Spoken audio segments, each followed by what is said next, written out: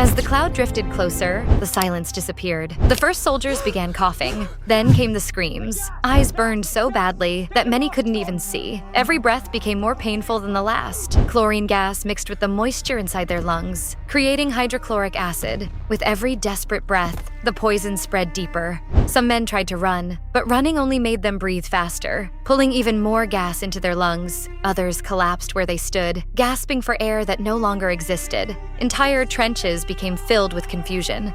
Officers shouted conflicting orders. Nobody had trained for this. Nobody had expected this. Some soldiers covered their mouths with wet handkerchiefs. Others wrapped scarves around their faces. One desperate officer suggested using cloth soaked in urine.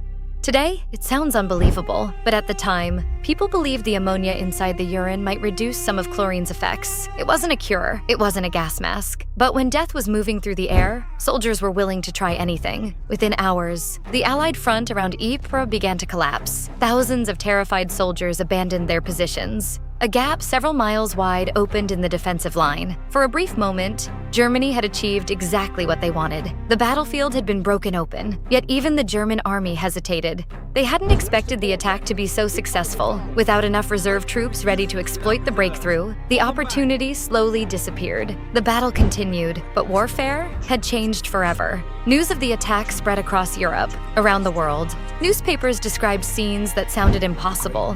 Men drowning, without water. Doctors struggled to understand the strange injuries. Military scientists immediately began searching for protection. Within weeks, the first emergency gas masks appeared. They were crude, heavy, uncomfortable, but they gave soldiers something they desperately needed: hope.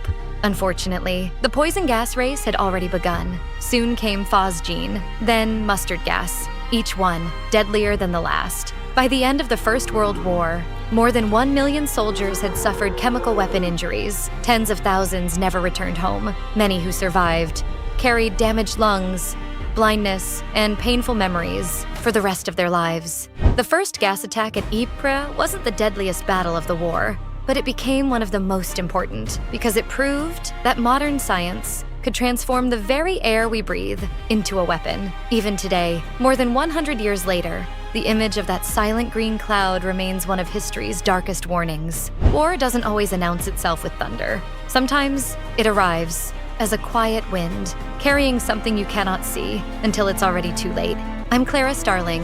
Thank you for joining me. If you enjoy uncovering the hidden stories of the Great War, subscribe to the Starling Archive, because history isn't just about dates and battles. It's about ordinary people caught in extraordinary moments that changed the world forever.